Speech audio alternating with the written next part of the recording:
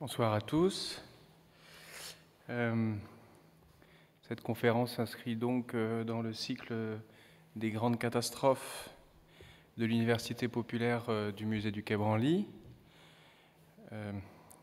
C'est une façon un peu étrange de fêter le solstice d'hiver de cette année 2018 en rappelant la grande catastrophe qui a frappé donc l'année 1918, dont nous avons fêté le centenaire tout au long de l'année pour les souvenirs militaires qu'elle a laissés, mais dont nous allons rappeler au cours de cette conférence les impacts sanitaires, puisque la grippe espagnole fut sans doute l'épidémie la plus ravageuse de l'histoire de l'humanité.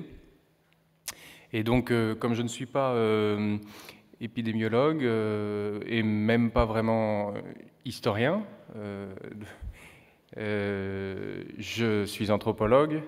J'ai travaillé sur la pandémie de grippe au moment de 2007-2009, et donc j'ai retracé l'histoire de la mobilisation autour de cette pandémie. Mais je voudrais donc interroger dans cette conférence les significations de cette fameuse grippe espagnole, à la fois pour les hommes qui l'ont vécue et pour nous aujourd'hui. Donc, la pandémie de grippe a accompagné la Première Guerre mondiale, elle l'a conclue et en a redoublé les effets catastrophiques.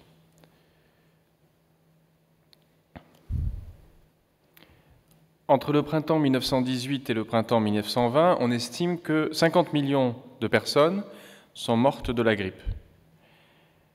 Les évaluations ont oscillé au cours du siècle entre 20 millions, lorsqu'on a compté les morts déclarées en 1920, et certains épidémiologues aujourd'hui vont jusqu'à 100 millions, en incluant les effets secondaires, notamment sur les femmes enceintes.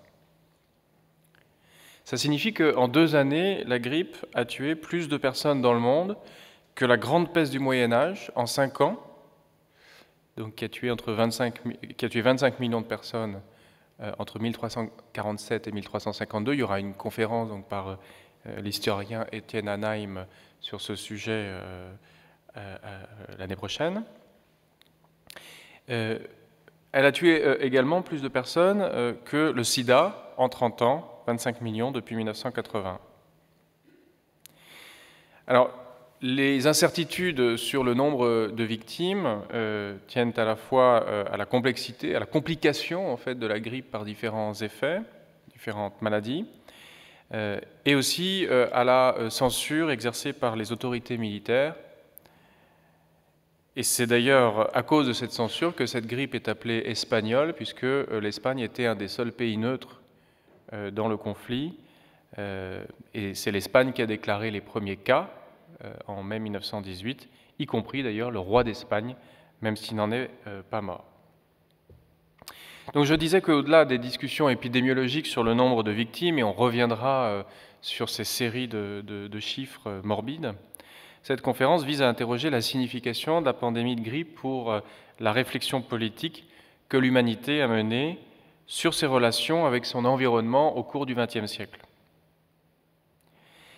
La mondialisation des échanges était en cours au moins depuis le XVIe siècle, et s'était déjà accompagné d'un cycle d'épidémies, comme le montre l'épidémie de variole qui a ravagé l'Amérique au XVIe siècle.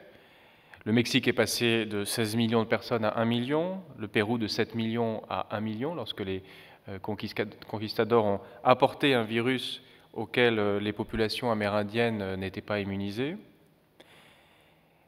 Et donc, dans cette histoire des relations entre mondialisation et épidémie, la pandémie de grippe espagnole indique une nouvelle étape avec l'accélération des mouvements des êtres vivants autour du globe. C'est pourquoi la pandémie de grippe est devenue, alors plutôt au cours des 30 dernières années, puisqu'il y a eu tout un oubli de cette pandémie, on expliquera pourquoi, c'est devenu l'un des aiguillons d'une prise de conscience réflexive de l'humanité par elle-même, du fait de son association avec la guerre mondiale. Et elle a ainsi conduit à une mobilisation pour anticiper les catastrophes produites par les conditions de vie modernes. Donc, dans cette conférence, je ne vais pas suivre la chronologie de la pandémie, mais je vais proposer 3 éclairages sur cet événement, qui est resté obscur pour ses contemporains. Je restituerai d'abord les témoignages des hommes qui ont vécu cette double catastrophe, puis je décrirai les efforts des autorités sanitaires pour contrôler la pandémie au fur et à mesure de son déroulement, et enfin je montrerai comment la grippe espagnole fut le point de départ d'une mobilisation scientifique et politique pour anticiper les prochaines pandémies de grippe qu'on appelle ensuite porcine ou aviaire.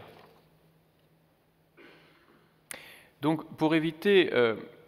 voilà, ça c'est le plan de la conférence. Pour éviter l'effet de vertige de l'accumulation rétrospective des chiffres, je vais donc partir des différentes façons dont la grippe pandémique a été vécue par ceux qui en ont été affectés d'une façon ou d'une autre. Et ces différents témoignages seront autant d'indications pour réfléchir à la signification de cette catastrophe un siècle plus tard. Le 25 janvier 1920, la fille aînée de Sigmund Freud, Sophie, mourut de la grippe espagnole alors qu'elle était enceinte et âgée de 26 ans. C'est peut-être une des dernières victimes de la pandémie qui devait s'arrêter au printemps. Freud écrivit à son ami Ferenczi « Je me suis préparé pendant des années à la perte de mes fils et maintenant c'est ma fille qui est morte. Comme je suis profondément incroyant, je n'ai personne à accuser et je sais qu'il n'y a aucun lieu où je puisse porter ma plainte. » Alors effectivement, Freud avait 2 fils qui étaient au combat, qui en sont revenus vivants, mais il souligne l'ironie de recevoir la mort dans sa famille, non pas de la guerre, mais de l'épidémie. Freud était en train de rédiger un essai intitulé « Au-delà du principe de plaisir », dans lequel il supposait une pulsion de mort qui coexiste dans l'humanité avec la pulsion sexuelle, et qui se manifeste notamment dans les comportements répétitifs. La connaissance de cette pulsion de mort par la psychanalyse lui permettait ainsi de se préparer à ces effets, quels qu'ils soient, de façon à éviter d'en souffrir. Donc, attitude stoïque de Freud face aux différents visages de la mort dans cette période qu'il a vécue, comme la plupart de ses contemporains, comme une catastrophe. Prenons 2 autres témoins vivants dans l'Empire austro-hongrois, un empire qui était lui-même en train de disparaître et que ses contemporains décrivaient dans un état chronique de maladie. Un de ses héritiers, François-Charles de Habsbourg-Lorraine, prince de Toscane, est d'ailleurs une des victimes célèbres de la grippe. Le dernier tableau de Egon Schiele, que l'on voit en ce moment à la Fondation Vuitton, rend visible cette pulsion de mort dont parle Freud. Le 28 octobre 1918, sa femme Edith meurt de la grippe alors qu'elle est enceinte de 6 mois. 3 jours plus tard, il meurt de la même maladie à l'âge de 38 ans. Egon Schiele avait épousé Edith en 1915 après une période de controverse pour ses atteintes à la morale publique. Tout cela est raconté dans l'exposition de la Fondation Vuitton. Et il avait été incarcéré en 1912. La période de la guerre est donc une période en apparence moins tourmentée dans son œuvre, puisque son mariage lui conduit à représenter des femmes et des enfants. Et il peignait dans son atelier à Vienne. Il a également représenté des camps de prisonniers. Ce tableau, donc intitulé « La famille », qui est resté inachevé, le montre nu avec son épouse, donnant naissance à son enfant, une scène qui n'eut jamais lieu puisqu'ils moururent avant cette naissance et qui semble donc annoncer le spectre de la mort par le regard fixe du peintre, qui comme souvent nous dévisage, et le regard fuyant sur le côté de la mère et de l'enfant. Une autre victime célèbre de la grippe dans l'Empire austro-hongrois est Franz Kafka. L'écrivain germanophone fut atteint par la grippe en 1918 et il était cloué au lit lorsque l'indépendance de la République tchécoslovaque, qui aurait dû le réjouir, fut proclamée à Prague le 28 octobre. Kafka ne mourut pas de la grippe, mais celle-ci contribua à la détérioration de ses poumons déjà atteints par une tuberculose diagnostiquée en 1917. Il écrivit le 25 novembre à ses supérieurs pour justifier son absence au travail. Après plus de 5 semaines, je ne peux plus me plaindre de ma situation pulmonaire. Mon médecin actuel, qui ignorait tout de ma vieille tuberculose, n'a rien trouvé dans mes poumons de ma situation grippale au cours des 2 premiers jours, malgré des recherches poussées. C'est seulement le 3e jour que les signes anciens se sont montrés sous l'influence de la maladie. Je suis donc à nouveau jeté au lit, qu'en allemand « zurückgeworfen ». C'est vraiment l'idée d'être jeté par terre et d'être jeté à nouveau. La grippe se manifestant souvent par des rémissions et des retombées chez les contemporains de Kafka. Kafka mourra en 1924 dans un sanatorium à Vienne de tuberculose. Son œuvre, alors qu'il a longtemps travaillé comme agent d'assurance, s'inscrit dans l'écart entre les séries de chiffres produits dans une logique bureaucratique qu'il a dénoncée et leur signification pour un individu à qui les événements arrivent de façon apparemment absurde.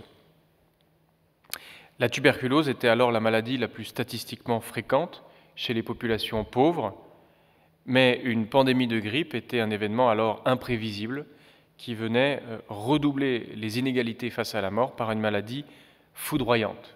Toutes les classes sociales y étaient exposées, mais les plus pauvres en mouraient davantage du fait de co-infections avec d'autres maladies, notamment pulmonaires. Avant la grippe espagnole, la grippe n'était en effet pas considérée comme une maladie mortelle, mais plutôt comme une maladie foudroyante qui arrête l'activité. D'où le terme en français grippé qui signifie saisi, arrêté. Dans un texte intitulé « De la grippe » paru en 1900 dans les cahiers de la quinzaine qu'il venait de fonder, Charles Péguy raconte l'effet que produisit sur lui, je cite, « tout un régiment de microbes ennemis ». Cloué au lit, il ne pouvait pas aller de Paris à Orléans pour diffuser sa revue. La grippe apparaissait ainsi à Péguy comme une épreuve des vulnérabilités de la société, dont elle révèle la mécanique à la lumière d'une expérience quasiment mystique.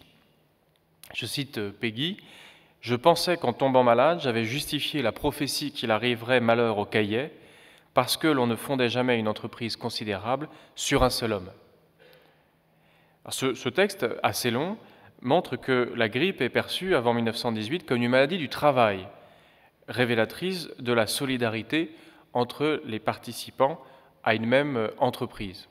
Alors que la tuberculose est une maladie qui frappe plutôt les ouvriers dans des conditions de travail dégradées, la grippe touche des acteurs d'une entreprise, puisque Péguy concevait son édition comme une petite entreprise. Péguy est mort au front dans les premiers jours de la guerre, fidèle à son désir de servir une cause qui le dépasse, mais son diagnostic de la grippe semble anticiper le lien entre travail et mobilisation dans ce qui fut en effet le premier conflit industriel. La grippe de 1918 montrait que cette grande entreprise mondiale que fut la guerre pouvait s'arrêter non pas parce que l'un des combattants l'emportait sur l'autre, mais du fait de l'épuisement de tous les combattants sous l'effet d'une attaque de microbes.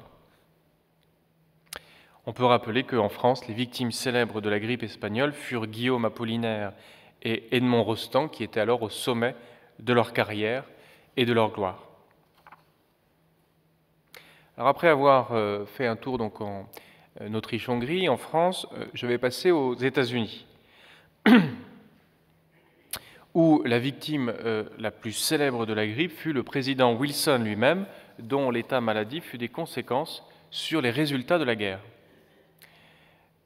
Thomas Woodrow Wilson avait été élu président des États-Unis en 1913 et il apparaissait en 1918 comme le grand héros de la Première Guerre mondiale, puisqu'il était parvenu à mobiliser le peuple américain pour entrer dans le conflit européen malgré une forte résistance du camp non interventionniste dans son pays. Et il perdit les élections sénatoriales de novembre 1918 en partie à cause de la grippe. Il ne lui manquait en effet qu'un seul poste de sénateur pour avoir la majorité au Sénat, et le poste de sénateur du Nouveau-Mexique revint à un candidat républicain que Wilson avait accusé de manque d'intelligence. Cette accusation s'est retournée contre lui puisqu'elle fut rapportée dans les journaux locaux alors que ce candidat, Albert Fall, était en deuil de son fils unique et de l'une de ses filles emportée par la grippe. La vague de compassion envers ce candidat, Albert Fall, explique le score serré par lequel il l'emporta de 2000 voix sur son adversaire parmi 47 000 votants. Vous voyez que les élections américaines qui se jouent sur des scores très serrés et sur des nouvelles contagieuses ne datent pas des 10 dernières années, puisque ce siège de sénateur perdu par Wilson a entraîné un congrès républicain qui a ensuite condamné la suite de la politique de Wilson. La grippe explique ensuite l'échec de Wilson à la conférence de Versailles, où il tenta de négocier une paix sans victoire qui n'humilierait pas les Allemands. Alors que Wilson était considéré avec méfiance par les puissances victorieuses, notamment la France et la Grande-Bretagne, du fait de ses positions jugées trop idéalistes, voire germanophiles, son conseiller Edward House, qui avait négocié jusque-là avec Clemenceau et Lloyd George de façon diplomatique, passa la plus grande partie de la conférence cloué au lit par la grippe, fin 1918. Alors, Lloyd George et Clemenceau ont aussi eu la grippe, mais des épisodes plus courts, et surtout ils étaient d'accord entre eux sur les objectifs de guerre, et leur seul interlocuteur, Edward House, avait donc disparu. Lorsque House put reprendre les négociations en mars 1919, négociations qui durent quand même assez longtemps, les demandes les plus irréversibles sur les réparations allemandes avaient été accordées, et surtout c'est Wilson qui tomba gravement malade. Alors, il reste incertain de savoir si Wilson fut infecté par la grippe, car son état de santé avait toujours été précaire, et la fin de la guerre l'avait fragilisé du fait d'un excès de travail. Mais tous les observateurs de l'époque furent frappés par l'effondrement du président le plus puissant du monde, à commencer par Sigmund Freud, qui lui consacra une analyse en 1930 dans laquelle il expliquait cet effondrement par la passivité de Wilson face à l'image idéalisée de son père, pasteur presbytérien. Qu'elle soit d'origine psychologique ou organique, la maladie de Wilson l'empêcha non seulement d'imposer sa vision idéaliste du droit des peuples à disposer d'eux-mêmes lors de la signature du traité de Versailles, condamnant ainsi sans doute l'Europe à retomber dans le conflit mondial, mais aussi de faire valider ce traité par le Congrès américain, ce qui conduisit les États-Unis à ne pas entrer dans la Société des Nations voulue par Wilson et à retourner dans l'isolationnisme. Voilà comment quelques petits virus font véritablement basculer le cours de l'histoire. Et donc on retrouve vraiment ce diagnostic de Peggy de 1900, une grande entreprise mondiale arrêtée par quelques microbes ennemis. Et c'est bien dans la nation animée par l'esprit d'entreprise que l'on a vu les effets les plus ravageurs de la pandémie de grippe. On va voir tout au long de la conférence que c'est vraiment aux États-Unis que la mémoire de la grippe a été maintenue beaucoup plus qu'en Europe. On le verra avec des chiffres, on le verra avec des recherches, mais on peut bien sûr garder à l'esprit ce personnage tout à fait fascinant qu'est Thomas Woodrow Wilson, le président le plus puissant du monde, qui tombe ainsi du fait de la maladie. Deux autres témoignages américains donnent des échos différents de la signification de cette pandémie. Le 9 septembre 1918, un bateau nommé Léviathan arriva dans le port de New York. C'était un bateau allemand, le Vaterland, qui avait été capturé par les Américains en 1917. Vous savez que c'est à cause du bombardement des bateaux américains par les bateaux allemands que les États-Unis sont rentrés dans la guerre. Et donc ce bateau, capturé par les Américains, avait été envoyé en Europe avec une cargaison de marins. Parmi ceux qui revenaient d'Europe figurait le jeune Franklin Delano Roosevelt, alors secrétaire assistant de la Marine, qui avait contracté la grippe en France. Il fut accueilli par sa femme Eleanor, qui travaillait alors pour la Croix-Rouge comme infirmière, et les soins apportés par Eleanor Roosevelt à son mari, c'est du moins la légende, furent un des moteurs de son rétablissement et ensuite de sa carrière politique, puisque Roosevelt fut élu président des États-Unis en 1932, et vous vous en souvenez qu'il était à ce moment-là atteint de la poliomyélite, qui l'a conduit à finir son mandat sur une chaise roulante. Les États-Unis ont ensuite lancé une grande mobilisation contre la poliomyélite après la Seconde Guerre mondiale et jusqu'à quasiment l'éradiquer.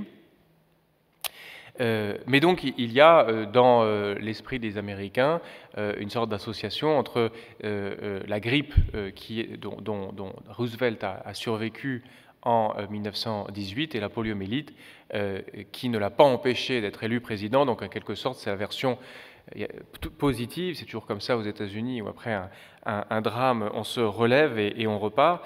Roosevelt est la version positive de l'échec de la présidence démocrate de Wilson. Alors, on reviendra sur les bateaux et leurs effets dans l'océan Atlantique pour la pandémie, mais pour finir l'histoire de Roosevelt, ce bateau donc, sur lequel il était arrivé aux États-Unis, le Léviathan, repartit en France le 29 septembre 1918 avec une cargaison de 2000 marins, 10 000 soldats et 200 infirmières. Et lorsqu'il arriva à Brest 2 semaines plus tard, 2000 d'entre eux avaient une maladie respiratoire et plusieurs centaines moururent dans les hôpitaux. Donc on peut imaginer qu'ils ont transmis ce virus donc qui était passé de France vers les États-Unis, revenu en Europe. Alors je terminerai cette série de témoignages par celui d'un médecin américain, beaucoup moins célèbre que les deux précédents, même s'il s'appelle George Washington, mais George Washington Crile, qui était donc médecin chirurgien dans l'hôpital mobile numéro 5 en France. Ce témoignage montre bien que la grippe était seulement l'une des horreurs dont l'expérience du front était le quotidien et qu'il était impossible de la traiter pour elle-même, tant les causes d'infection et de mort étaient nombreuses. Alors, ce témoignage, on le trouve donc dans le livre d'Alfred Crosby, America's Forgotten Pandemic, The Influenza of 1918, qui est le livre qui a remis la pandémie de grippe au centre de la recherche historique. Alfred Crosby est on peut dire un historien de l'environnement. Hein. C'est lui qui a aussi rappelé que la variole, les Européens ont amené la variole dans le Nouveau Monde et en ont ramené la syphilis. C'est le théoricien des échanges de microbes, de plantes, d'animaux qui ont constitué la mondialisation. C'est aussi un historien des statistiques. C'est vraiment un historien très important. Et donc, ce livre, qui n'a jamais été traduit en français, mais dans lequel je puise beaucoup de documents, reste la référence principale. Et pour l'instant, il n'y a pas encore de livre de référence sur la pandémie de grippe espagnole en France. Donc je cite ce témoignage de George Washington Crile. « Tout déborde de patients. Nos divisions sont décimées. Les unités sont pleines de blessures causées par les mitraillettes. Il y a de la pluie, de la boue, de la grippe et de la pneumonie. » Donc c'est intéressant qu'en anglais, la grippe c'est influenza, hein, qui est un terme en fait qui vient de l'italien, mais ça montre que en anglais, peut-être à cause de traditions plus libérales, la grippe est associée à des circulations de population, à des courants de marchandises alors qu'en France, c'est beaucoup plus associé à cette idée d'un arrêt de l'activité. Et bien sûr, c'est parce que, toute la tension de la grippe, c'est entre ces deux aspects, c'est parce que les personnes, les êtres vivants et les marchandises circulent qu'à un moment, les virus passent et bloquent la population. Je reviens à la citation. Les hôpitaux sont débordés, certains ne marchent même pas. L'unité d'évacuation 114 n'avait pas de médecin-chef, alors qu'il y avait des centaines de pneumonies et personne pour s'en occuper. Il y a quelques jours, le major Draper m'a demandé de venir voir la situation avec lui. Toutes sortes de malades étaient là, serrés comme des sardines sans aucune protection. Un ophtalmologue était en charge de ces centaines de malades qui mouraient en nombre de pneumonie désespérée. Alors, il fallait commencer par ces situations individuelles pour voir comment la grippe intervenait dans les vies ordinaires, déjà affectées par d'autres maladies comme la tuberculose chez Kafka, la poliomyélite chez Roosevelt ou la pneumonie chez tous ces soldats morts au front. La grippe a frappé les contemporains par son caractère foudroyant, alors que la guerre traînait depuis des années avec son cortège de maladies associées, comme si elle annonçait la brutalité du dénouement et les incertitudes qui suivraient.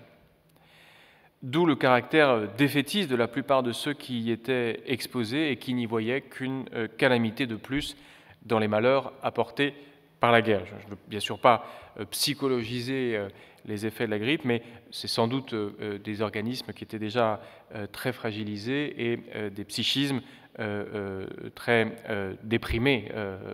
On peut vraiment parler ici d'une immunodépression à tous les sens du terme.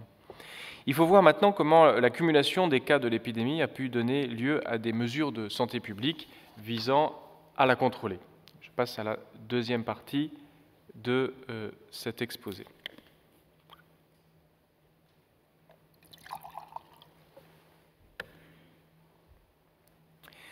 Alors, les premiers cas de la grippe dite espagnole furent identifiés en mars 1918 à Haskell, dans le Kansas. Les troupes américaines étaient alors en train de converger vers les bases militaires de la côte Est, comme à Camp Funston, dans le Kansas, ou Fort Oglethorpe, en Géorgie, où des cas furent déclarés. En avril 1918, des cas apparurent à Bordeaux et en Belgique, mais l'épidémie commença officiellement le 27 mai 1918, lorsque l'agence Reuters annonça que le roi d'Espagne était malade de la grippe. Il est clair aujourd'hui que l'épidémie s'est transmise des États-Unis vers l'Europe puis le reste du monde du fait des déplacements des soldats. La grippe se transmet en effet de façon aérienne par les éternuements et les autres excrétions du corps. Et les bateaux transportant les soldats étaient donc des espaces hautement contagieux puisque des jeunes hommes et des infirmières étaient contenus dans des espaces très denses où on imagine le mélange de substances. On estime qu'entre juin et novembre 1918, 1,5 million d'Américains ont traversé l'Atlantique pour rejoindre les fronts européens, soit entre 250 000 et 300 000 par mois. En septembre, 50% des troupes américaines étaient évacuées pour cause de maladie et non de blessures, alors que ce ratio avait oscillé pour les autres armées entre 10 et 25% pendant la guerre. Donc le ratio entre évacuation pour cause de maladie et évacuation pour cause de blessures. Le président Wilson donna l'ordre de ne pas communiquer les cas de grippe pour ne pas ralentir la mobilisation qu'il avait obtenue au prix de grands efforts politiques. Les 2/3 des troupes américaines arrivèrent dans le port de Brest, qui joua le rôle de plateforme de redistribution de la grippe du fait de sa place centrale dans le transport maritime international. Donc, je vous ai mis ici une des cartes de la diffusion de la grippe qui a été faite à l'époque. Aujourd'hui, on a bien sûr des cartes beaucoup plus élaborées, mais on voit les hypothèses sur les sens de propagation de la grippe. qui étaient d'ailleurs, enfin, qui ne sont pas les hypothèses d'aujourd'hui, mais en tout cas, on voit bien que le port de Brest, par lequel arrivaient donc les troupes américaines, avait bien un rôle central de redistribution, notamment parce qu'il va transporter un certain nombre de troupes de la France vers l'Afrique et de l'Afrique vers la France. Alors l'épidémie est donc devenue mondiale en quelques mois. Des cas furent rapportés à Bombay et Calcutta en juin, et en juillet, la moitié de la population de Chongqing, qui était alors capitale de la République de Chine, était infectée. L'hôpital numéro 2 des États-Unis sur le front français déclara en juillet 19 cas de grippe sur des hindous, et en 2 semaines, 40% du personnel de cet hôpital était malade de la grippe. Le 15 août, un bateau britannique, le Mantua, arriva donc dans le port de Freetown, en Sierra Leone, avec 200 marins malades de la grippe, mais aucun cas mortel. La maladie se répandit à l'ensemble du pays par les activités de transport de charbon. On estime que 2 tiers de la population du Sierra Leone furent infectés et que 3% de la population est morte de la grippe. Cette mémoire historique a été réactivée récemment lors de l'épidémie d'Ebola qui a particulièrement frappé le Sierra Leone, même si cette épidémie était originaire d'Afrique centrale avec des taux de mortalité beaucoup plus élevés, de l'ordre de 90% des personnes infectées. Mais on retrouve donc ce constat que les colonies les plus fragiles en cas de pandémie sont celles qui commercent le plus avec les grandes métropoles européennes. Même si dans le cas d'Ebola, c'est bien sûr, la crainte, c'est bien sûr que les épidémies passent d'Afrique centrale au Sierra Leone vers les grandes métropoles européennes. Alors, on distingue une première, une deuxième et une troisième phase de la pandémie au printemps, à l'automne et à l'hiver 1918. Le nombre de cas diminua en juillet-août pour repartir en septembre et atteindre un pic en novembre. La deuxième vague fut donc la plus sévère et elle donna lieu à des mesures de prévention qui étaient impossibles pour la première vague. Aux États-Unis, la grippe se diffusa de l'est vers l'ouest, si bien que lorsqu'elle arriva à San Francisco en septembre, les autorités de santé publique imposèrent des formes de contrôle qui frappèrent l'imagination dans le reste du pays. Le premier patient déclaré, un certain Edward Wagner, arrivé de Chicago le 24 septembre 1918, fut immédiatement placé à l'hôpital et la maison où il résidait fut mise en quarantaine. La Croix-Rouge organisa un comité contre la grippe qui envoyait des infirmières visiter les quartiers pauvres de la ville pour détecter de nouveaux cas, notamment dans les quartiers italiens qui étaient les plus pauvres. Chinatown leur est resté inaccessible et on ignore combien de personnes la grippe y a touché. Les premières mesures recommandées étaient de simple hygiène, comme l'aération des patients et l'interdiction de cracher. Lorsque le nombre de cas augmenta en octobre, la Croix-Rouge lança un appel aux volontaires pour s'occuper des enfants dont les parents étaient morts de la grippe. Très vite, les services essentiels de la ville, policiers, pompiers, médecins, opérateurs téléphoniques, furent confrontés à la réduction de leurs effectifs du fait de l'épidémie. Les derniers cas furent déclarés le 21 novembre. En 2 mois, la ville de San Francisco, qui était à l'époque peuplée de 150 000 habitants, avait déclaré 25 000 cas, dont 1 000 mortels. Mais la réalité est sans doute bien supérieure à ces chiffres officiels.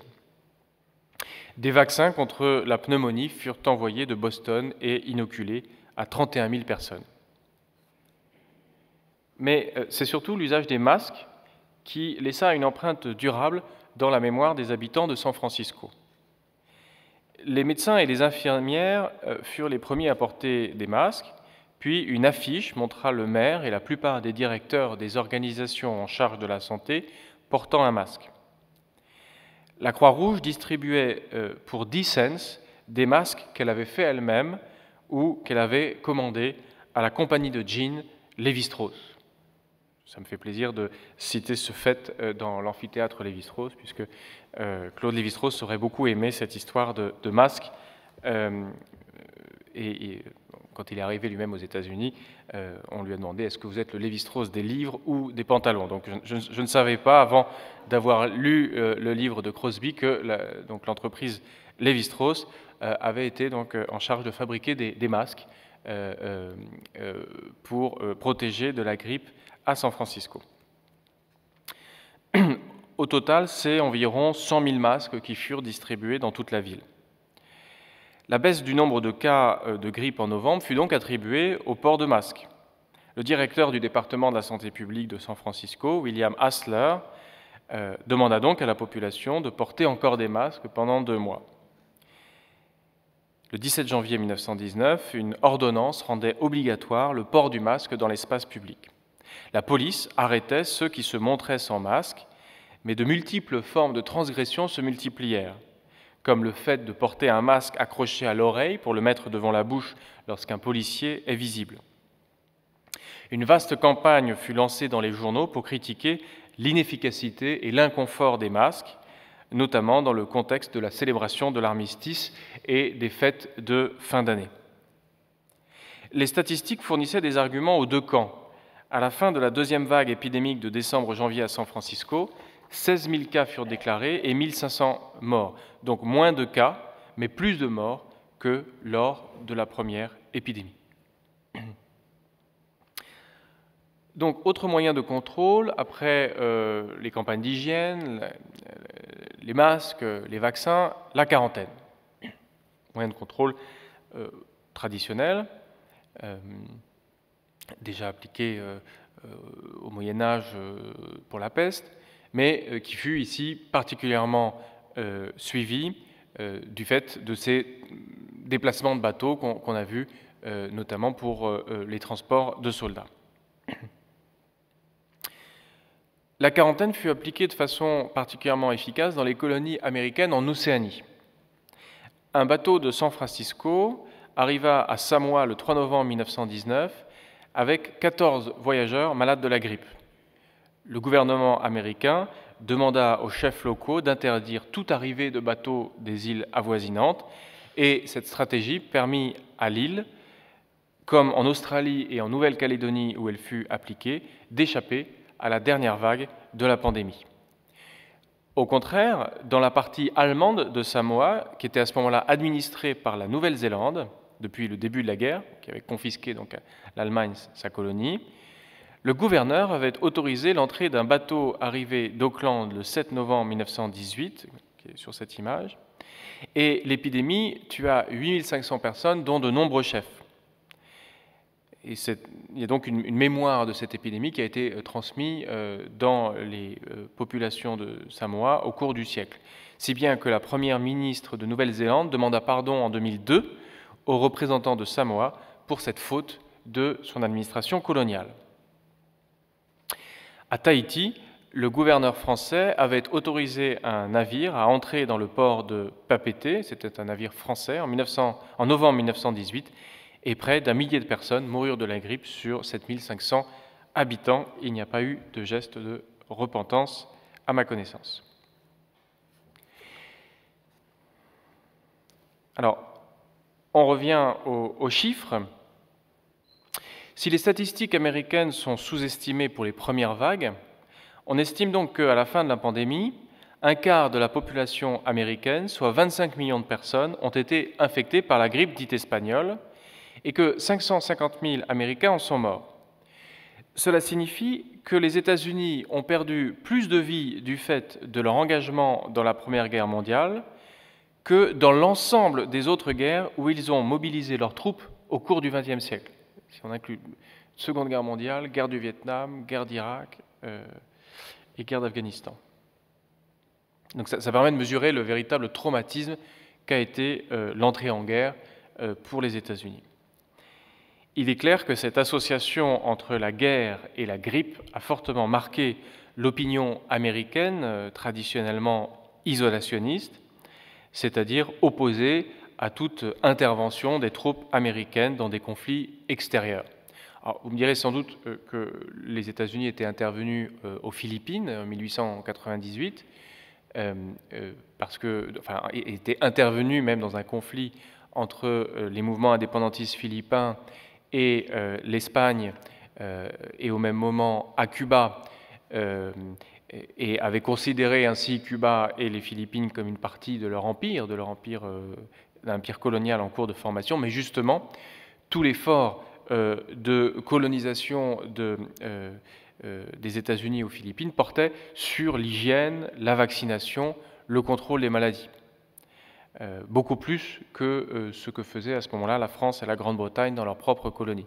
Si bien que, alors qu'ils avaient mené des guerres qui étaient jusque-là victorieuses contre les Indiens d'Amérique, les Philippins, en utilisant d'ailleurs parfois des armes biologiques contre leurs ennemis, ici, il est clair que l'entrée des Américains dans la guerre européenne est associée avec l'idée d'une sorte de guerre bactériologique menée en quelque sorte à leur insu, non pas par les Européens, mais par les microbes eux-mêmes, hein, si on reprend la déclaration de Charles Péguy.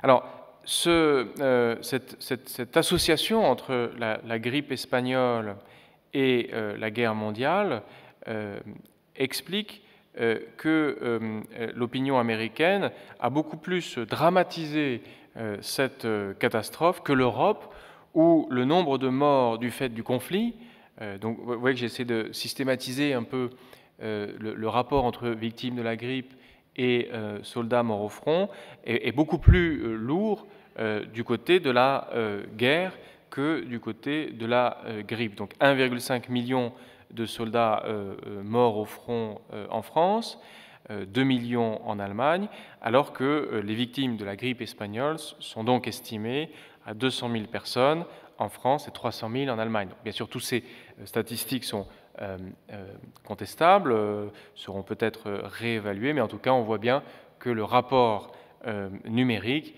donne une signification à la grippe tout à fait différente. Les statistiques sont encore plus imprécises pour les pays d'Asie, où la pandémie a en fait tué beaucoup plus de personnes. On estime aujourd'hui que le nombre de morts en Inde fut entre 15 et 20 millions, et en Chine entre 4 et 10 millions, alors que le nombre de soldats ou de travailleurs issus de ces pays et morts en Europe est de 75 000 pour l'Inde. Vous vous rappelez qu'il y avait comme ça des hindous dans un hôpital militaire en France, et 5 000 pour la Chine. Dans le cas de la Chine, il s'agissait beaucoup plus de travailleurs dans les usines françaises. Ces chiffres s'expliquent par le fait que la grippe a atteint des populations rurales déjà affaiblies par la famine, le paludisme, le typhus, pour lesquels les autorités coloniales britanniques n'avaient pas prévu de mesures de santé publique. L'Iran se situait sur la route de circulation des armées britanniques entre l'Inde et l'Europe et perdit entre 8 et 22% de sa population en quelques mois. De fortes inégalités affectaient également les populations américaines face à l'épidémie. 24% des populations autochtones rassemblées dans les réserves américaines furent malades de la grippe et 2% en moururent.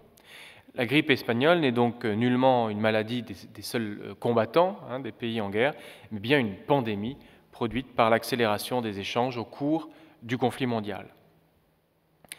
L'absence de moyens de traitement adaptés à la grippe a sans doute joué pour beaucoup dans les complications qui s'ensuivirent et dont la plupart des victimes décédèrent, mais c'est surtout l'absence de repos dans un monde sous tension du fait du conflit mondial qui a aggravé la maladie, puisque celle-ci reste une maladie bénigne devenue soudain foudroyante. Ça s'applique également d'ailleurs aux colonies indiennes ou chinoises, où les populations étaient aussi mises à contribution du conflit mondial par l'augmentation de la production alimentaire.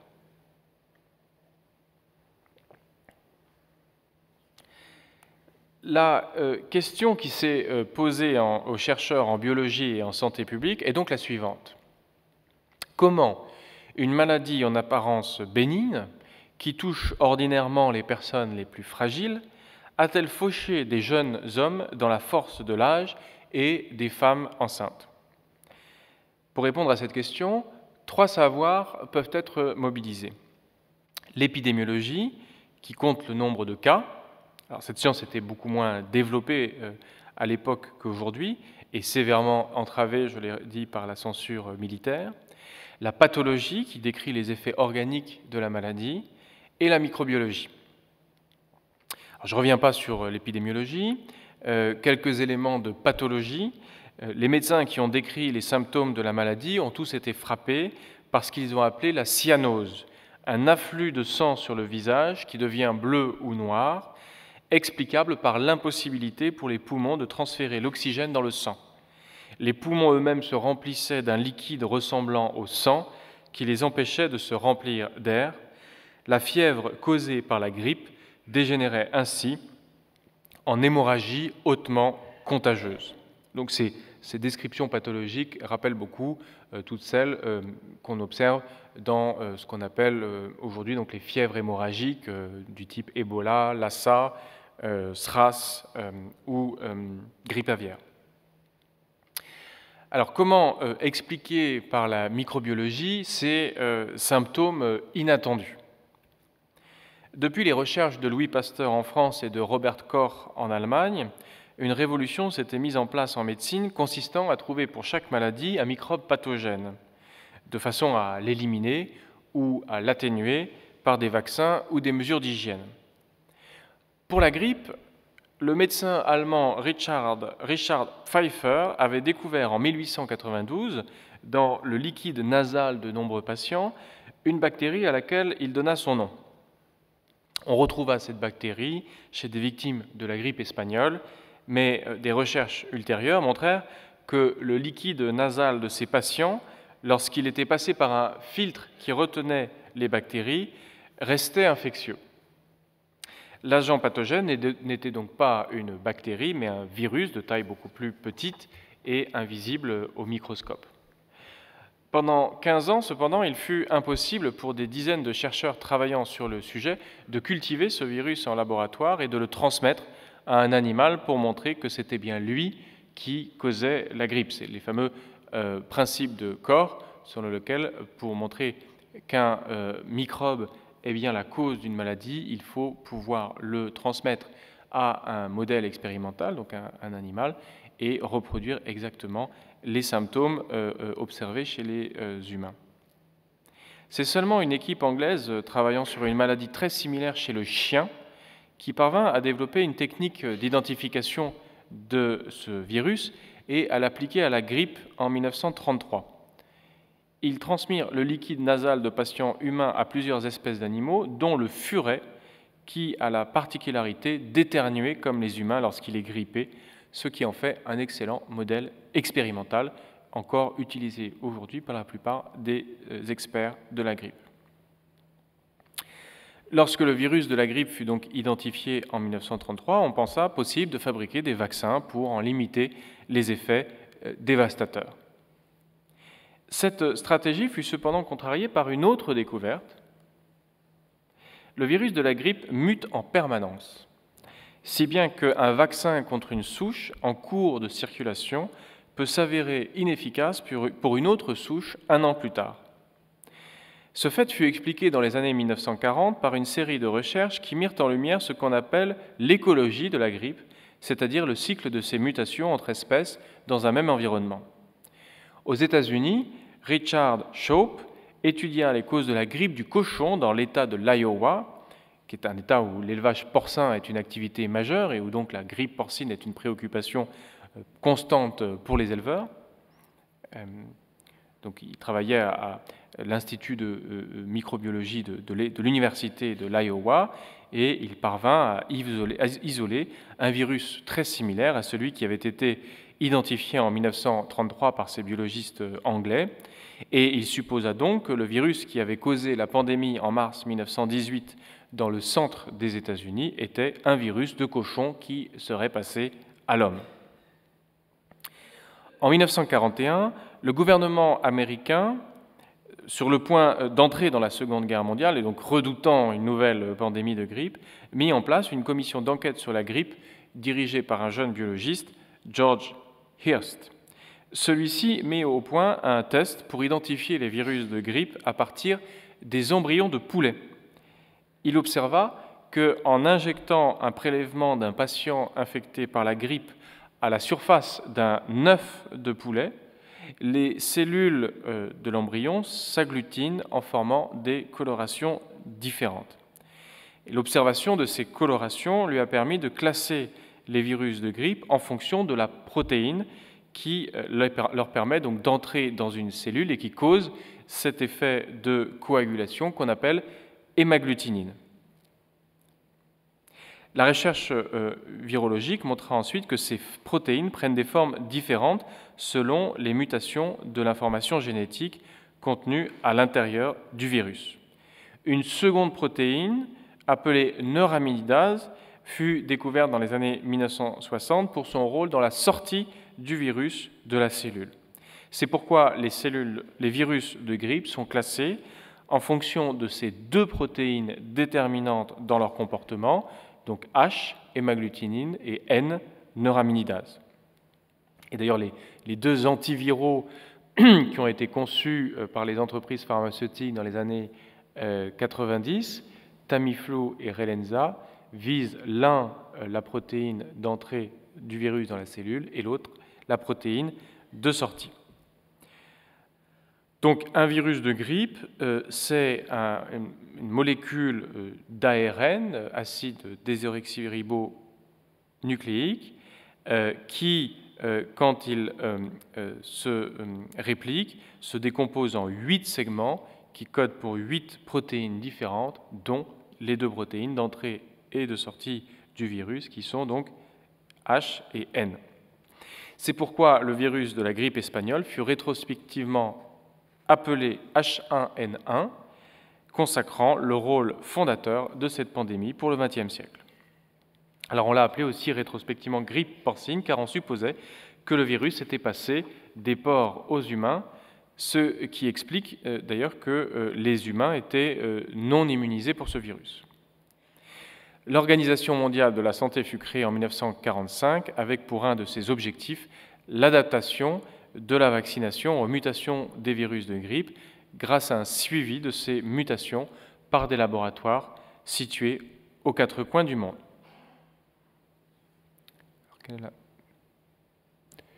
Donc, vous voyez ici les différents virus de grippe qui sont apparus au cours du XXe siècle.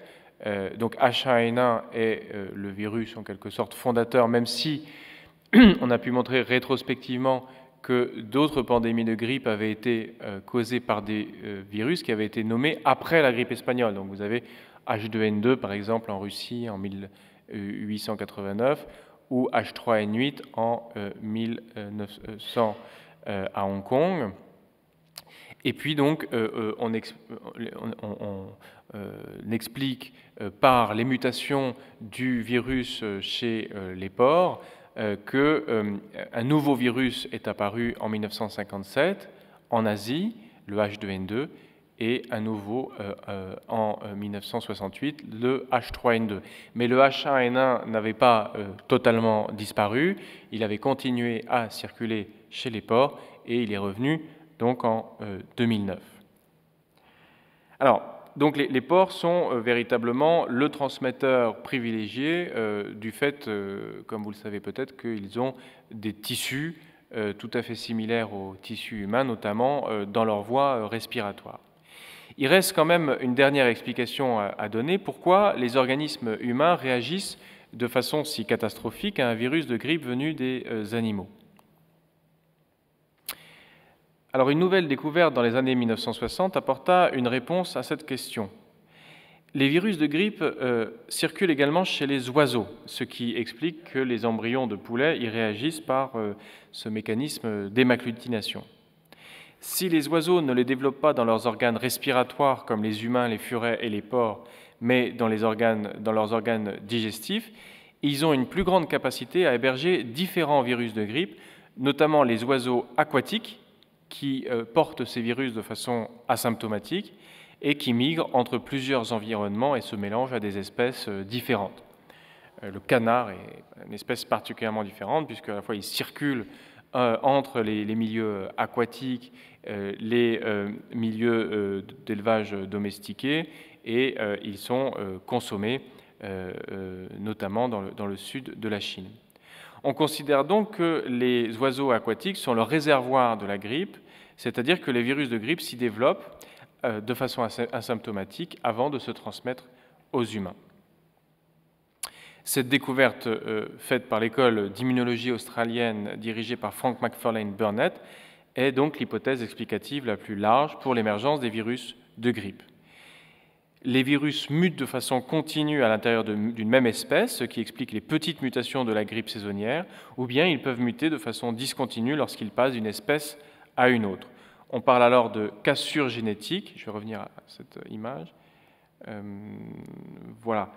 On parle alors de cassure génétique, car les morceaux de l'ARN du virus se composent autrement pour former un nouveau virus. Le système immunitaire de l'organisme humain ne reconnaissant pas le virus de grippe à partir des anticorps qu'il a formés pour ceux auxquels il a été exposé, il surréagit en envoyant une cascade de signaux chimiques que les virologistes décrivent sous le nom de tempête de cytokines. Et donc, si les hommes jeunes et les femmes enceintes réagissent le plus fortement à un virus de grippe pandémique, c'est parce que leur système immunitaire est plus sensible aux nouveaux pathogènes et parce qu'ils ont été moins exposés au virus de grippe saisonnière. Alors, cette hypothèse formulée dans les années 60 a débouché sur deux pistes de recherche dans les années 1990. L'une d'elles reposait sur l'observation des pandémies de grippe pour en confirmer le caractère cyclique. En 1957 et 1968, je reviens sur la diapositive précédente, deux nouvelles pandémies de grippe firent respectivement 2 et 1 million de morts, et elles commencèrent toutes les deux dans le sud de la Chine. Les virologistes formés en Australie par Burnett, donc notamment Robert Webster et Kennedy Shortridge, qui sont les deux grands chercheurs de la grippe à ce moment-là, remarquèrent que le sud de la Chine est une zone d'élevage traditionnelle du poulet et du porc. Et ils avertirent les autorités de santé internationales qu'avec l'augmentation de la quantité de poulet et de porc dans cette région, les possibilités de mutation des virus de grippe seraient démultipliées. C'est pourquoi, lorsque un virus de grippe appelé H5N1 passa des oiseaux aux humains à Hong Kong en 1997, ces virologistes lancèrent l'alerte sur les potentialités pandémiques de ce pathogène. On entrait alors dans une nouvelle phase de contrôle de la grippe.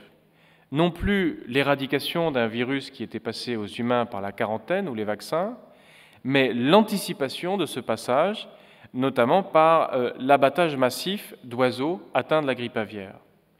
Et Margaret Chan, qui dirigeait alors le département de la santé à Hong Kong en 1997, fut nommée directrice de l'Organisation mondiale de la santé en 2005 pour appliquer au reste du monde les mesures d'anticipation qui avaient été mises en place à Hong Kong pour contenir la grippe aviaire.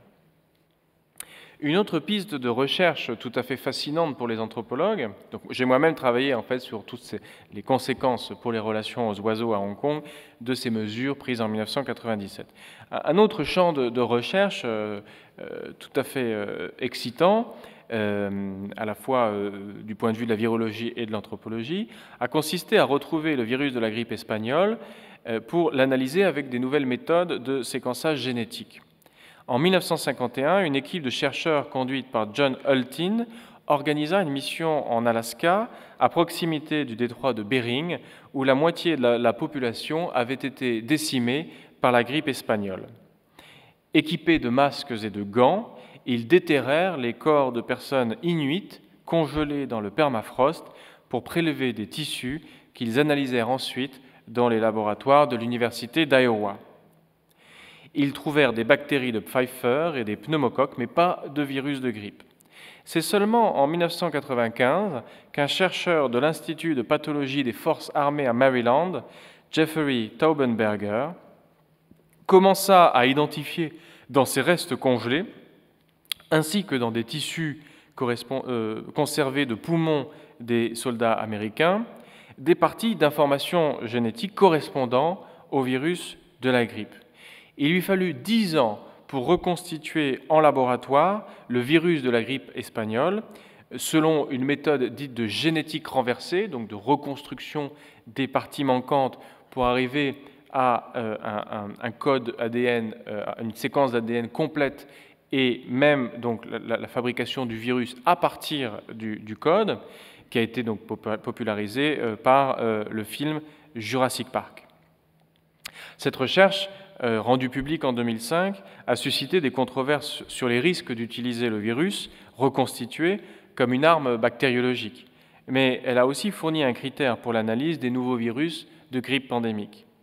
Dès qu'un nouveau virus de grippe apparaît, il est en effet possible de le comparer à l'information génétique du virus H1N1 pour comprendre en quoi il en diffère et quels sont ses risques de pandémicité. Donc voilà véritablement le schéma qu'on propose avec là les séquences d'ADN qui expliquent les mutations du virus, les séquences d'ADN qui donc se décomposent en segments codant pour des protéines différentes. Ainsi, lorsqu'un nouveau virus de grippe a émergé chez des cochons et des humains en 2009, les autorités de santé internationales ont pu le comparer au virus H1N1 et montrer qu'il en était très proche. On a ainsi fait l'hypothèse que le virus H1N1 de 2009 était le même que celui de 1918, qui avait été remplacé chez les humains par le virus de 1957, mais qu'il était passé chez les porcs, peut-être par un accident de laboratoire en 1978, puis revenu chez les humains, ce qui expliquerait que les personnes nées entre 1918 et 1957 conservaient leur immunité.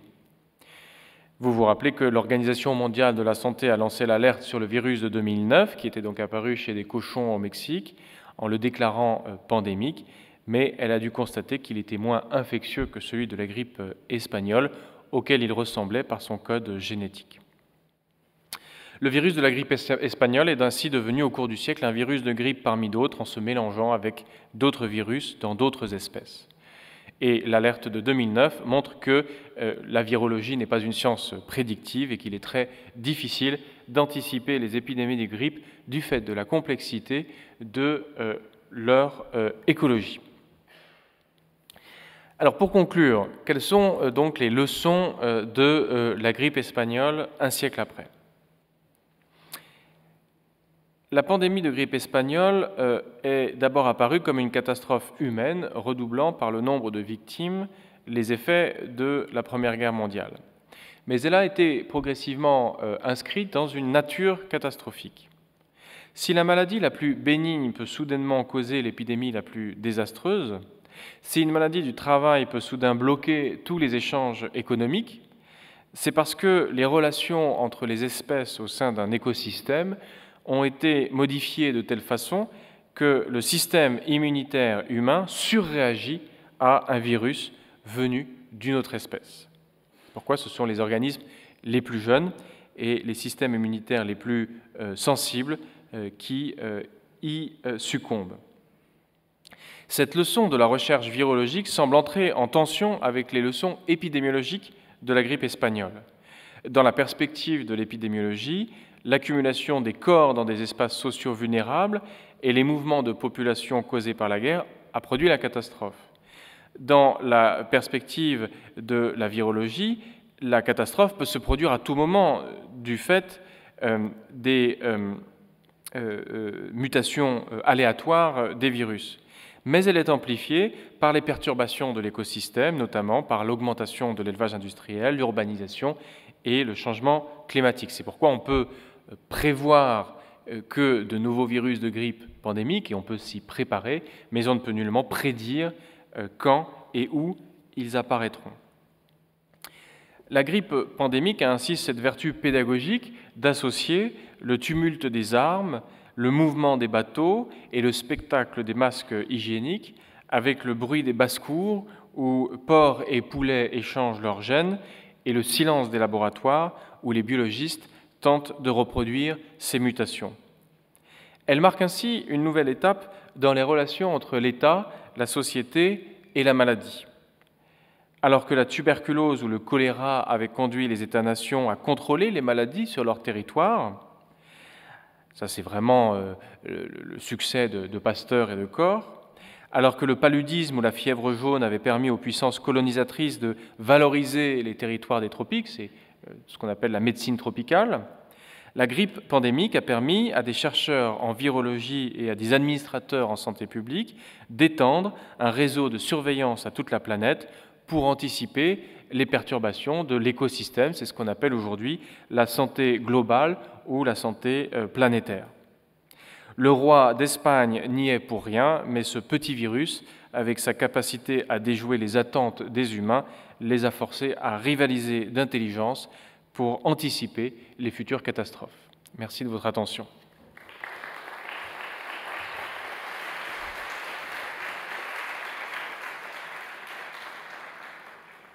Donc nous avons un peu moins d'une demi-heure pour discuter sur ce sujet dont vous voyez qu'il est très riche, qu'il a beaucoup d'aspects.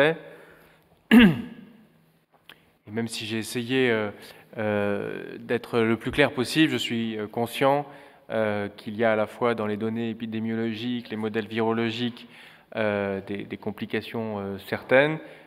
Et encore une fois, ce pourquoi je suis quand même le plus compétent, c'est la signification anthropologique de toutes ces recherches. Okay. Merci infiniment, monsieur, pour cet exposé intéressant. D'autant plus que certains écrivains contemporains redoutent une pandémie. On ne sait jamais. Une pandémie qu'on ne pourra pas... Parce que pandémie, ça veut dire non maîtrisé. C'est presque ça. Alors, moi, j'ai une question quand même, monsieur. Sur ces grippes espagnoles dont j'avais entendu parler, vous avez l'air de dire, ou j'ai mal compris, que c'est parce que les humains étaient dans un état un peu fébrile dû à la guerre qu'ils en sont morts. Parce que moi, par exemple, aujourd'hui, j'ai attrapé la grippe espagnole, je suis en pleine forme, ça aurait peu d'effet. C'est ça l'histoire, c'est que en réalité, ça a été une pandémie parce que c'était sur une population, sur des populations très fatiguées. Merci. Alors, vous parliez donc d'écrivains contemporains qui redoutaient la pandémie. Je ne sais pas à qui vous... Pardon ?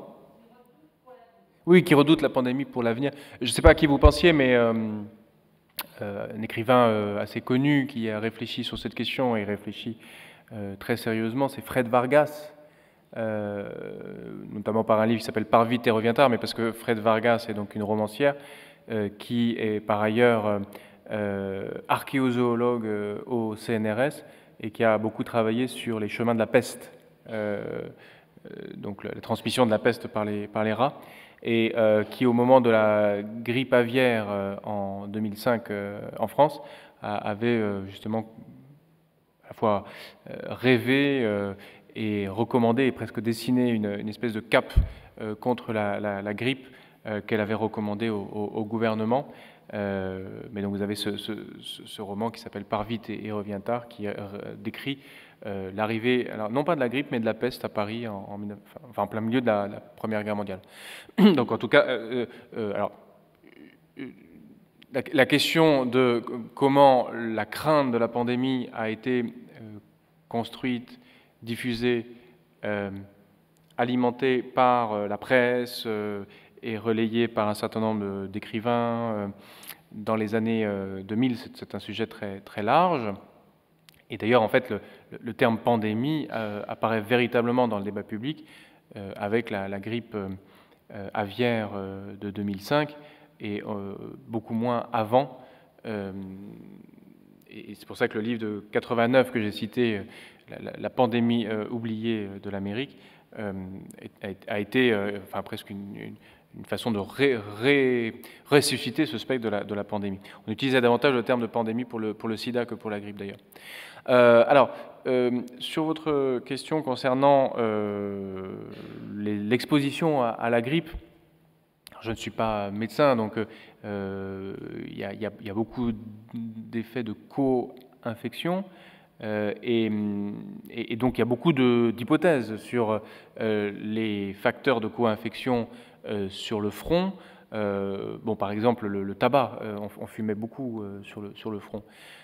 Mais les modèles immunologiques les plus solides expliquent que ce n'est pas les corps fatigués, ce n'est pas les corps déprimés qui meurent de la grippe, c'est au contraire les corps les plus jeunes, c'est des systèmes immunitaires hypersensibles, donc des jeunes soldats ou des femmes enceintes qui surréagissent à un virus nouveau.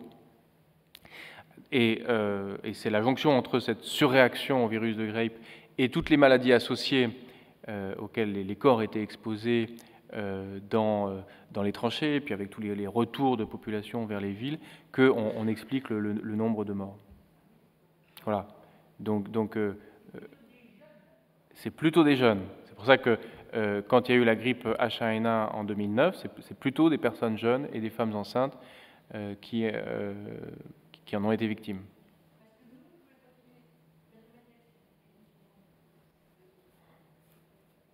Merci infiniment, monsieur. Mais juste une question par rapport à ça, parce que moi, qui malheureusement suis nettement plus âgé, j'ai un système immunitaire beaucoup plus habitué. Alors, vous avez dans votre système immunitaire la mémoire d'un certain nombre de virus de grippe. Voilà. Très intéressant, merci, très intéressant. Le système immunitaire, pour le dire de façon très schématique, c'est la mémoire des rencontres entre votre organisme et des virus passés. C'est pour ça que quand un nouveau virus vient des animaux, votre système immunitaire panique en quelque sorte, parce qu'il n'a pas l'information nécessaire pour reconnaître ce nouveau virus. Et c'est pour ça qu'en général, on arrive à survivre alors qu'on est assailli de virus et de microbes en permanence.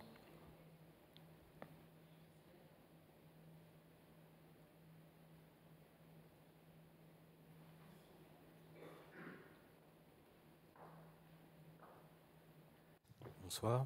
Alors moi j'avais une question, hein, peut-être que c'est complètement erroné. C'était par rapport à l'interdiction de la consommation de porc dans la religion de l'islam. Est-ce que c'est dû à la grippe porcine? Ah, je ne pense pas. Il y a eu un impact de l'interdit du porc dans le traitement de la grippe porcine dans les pays musulmans, notamment un abattage massif des porcs de la population copte en 2009. Mais la réflexion sur la grippe et sa transmission par les porcs, commençant dans les années 60 aux États-Unis, je pense que ça ne peut pas avoir d'effet sur l'histoire très longue des interdits du porc. Bon, il y a beaucoup d'hypothèses biologiques pour expliquer l'interdit du porc, y compris d'ailleurs Michel Pastoureau, l'historien, prend cette hypothèse, le fait que le porc est physiologiquement très proche de l'homme, donc c'est ce qui fait qu'il transmet effectivement des virus de grippe. Et donc il y a cette interdiction de manger ce qui nous ressemble. Mais l'observation des virus de grippe ne peut pas expliquer un interdit aussi millénaire.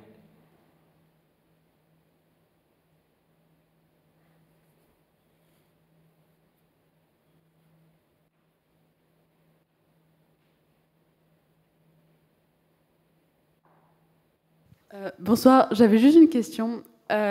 C'était juste pour savoir pour les enfants, je ne sais pas si mon information est peut-être erronée, mais j'avais vu que les enfants étaient beaucoup atteints, mais peu mourraient. Je ne sais pas si vous saviez pourquoi. Vous sauriez pourquoi?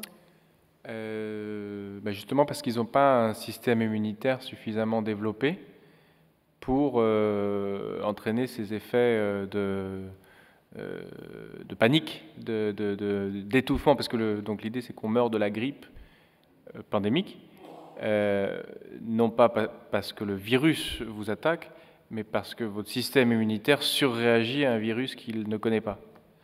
Donc dans le cas des enfants, pour la grippe pandémique, cet effet est moins fort. Par contre, les enfants sont victimes de la grippe saisonnière. Je n'ai pas utilisé le terme grippe saisonnière dans mon exposé. C'est un terme qu'on ne pouvait pas utiliser. Enfin, Charles Péguy, en 1900, il avait la grippe saisonnière. La grippe saisonnière, c'est tout simplement les virus qui... c'est des virus pandémiques qui se sont habitués à la population humaine, qui circulent dans la population humaine et qui affectent, pour le coup, les systèmes immunitaires les plus fragiles, c'est-à-dire ceux des enfants et des personnes âgées.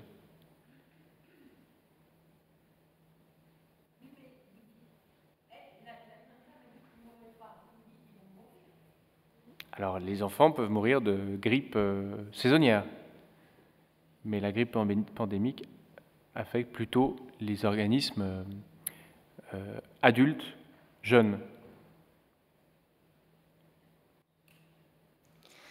Oui, vous avez parlé de l'importance des épidémies de 57 et 68. Proportionnellement, en fait, c'était... Vous pouvez lever le bras, je vois... Ici. Ah, d'accord.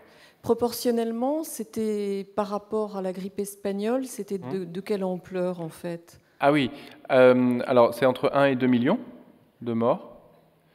Et là, on considère que c'est beaucoup plus fiable que les chiffres de la grippe espagnole. Donc c'est quand même presque 10 fois moins. C'est 20 fois, entre 20 et 50 fois moins, puisqu'on estime que c'est entre 50 et 100 millions de morts. Alors, plusieurs causes à cela. D'abord, ce n'était pas la guerre. Il y a eu quand même des traitements qui ont été appliqués assez tôt, mais on a effectivement toujours ces phénomènes de corps jeunes en bonne santé qui succombent en quelques jours, voire en quelques heures, à une grippe foudroyante. C'est pour ça que on a à nouveau lancé l'alerte en 2009. On aurait pu se dire effectivement, bon, les pandémies de grippe sont de moins en moins mortelles. Là, il y a tout un ensemble de raisons pour lesquelles, en 97, quand il y a eu ce virus H5N1 qui est arrivé en Chine, et en 2009, quand il y a eu le virus du Mexique, l'Organisation mondiale de la santé n'a pas fait cette hypothèse que les pandémies faisaient de moins en moins de morts. Elle a au contraire dit, partons sur le scénario de la grippe espagnole, donc on disait 50 millions de morts, la population mondiale ayant triplé depuis 1918, eh bien on aura 150 millions de morts. Donc on a vécu sur ce scénario de 150 millions de morts entre 2000 et 2010. Bon, aujourd'hui, c'est vrai qu'on entend beaucoup moins ce genre de chiffres. Mais c'est vrai que quand on regarde les pandémies de 57 et 68, on se dit que c'était pas si grave que ça, même si, bien sûr, les chiffres, c'est pour ça qu'il faut toujours commencer par les individus, hein, les chiffres d'épidémie sont toujours, enfin, reflètent toujours des drames humains.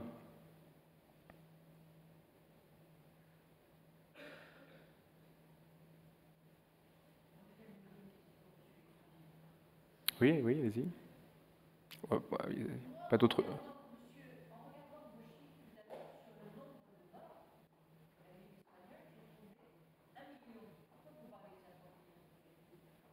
Alors, on va reprendre les chiffres.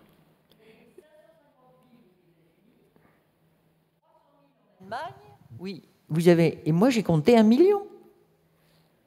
Où est-ce que vous trouvez les 50 millions, monsieur? Pardonnez-moi de vous dire ça, mais 550 000 aux États-Unis. Voilà. Non.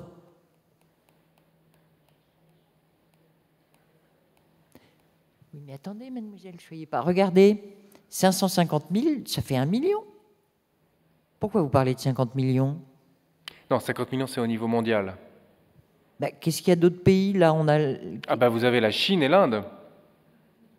Mais ah, non. voilà. En fait, c'est que j'ai inversé. Oui, j'ai vu que vous aviez mais réagi. non, c'est 1 million et par contre 30 millions au point de vue des guerres. Oui, j'ai inversé. J'ai inversé pour l'Inde et la Chine. En fait, le plus grand nombre de victimes de la grippe, c'est en Inde et en Chine. Pardon? Le plus grand nombre de victimes de la grippe, c'est en Inde et en Mais Chine. non, vous avez mis 75 000 et 5 Je 000. me suis trompé. Donc je vous remercie Ah de me permettre de corriger ma diapositive. Donc en réalité, Voilà. en Inde, il y a eu au niveau de la grippe 20 millions, Voilà. 30 millions, vous avez compris? Ça Voilà. change, dites donc. Ah oui, oui, oui. oui, oui. Ah, ça Non, change c'est pour tout, ça que monsieur. on a, si vous voulez, pour schématiser Ah, dites donc. récapituler cette diapo, aux États-Unis, vous avez 500 000 victimes de la grippe. En Europe, on va dire... On en a 1 million. En Europe, il doit y en avoir 1 million à peu près. Et en Inde et en millions. Chine, vous en avez entre 20 et 30 millions. Et j'ai parlé de l'Iran, où il y avait entre 8 et 20% de la population qui est mort. Également des territoires en Afrique.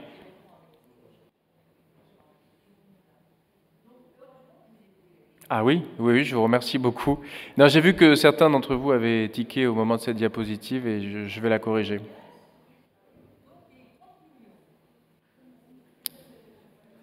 On estime entre 50 et 100 millions pour l'ensemble du monde aujourd'hui l'effet de la grippe espagnole.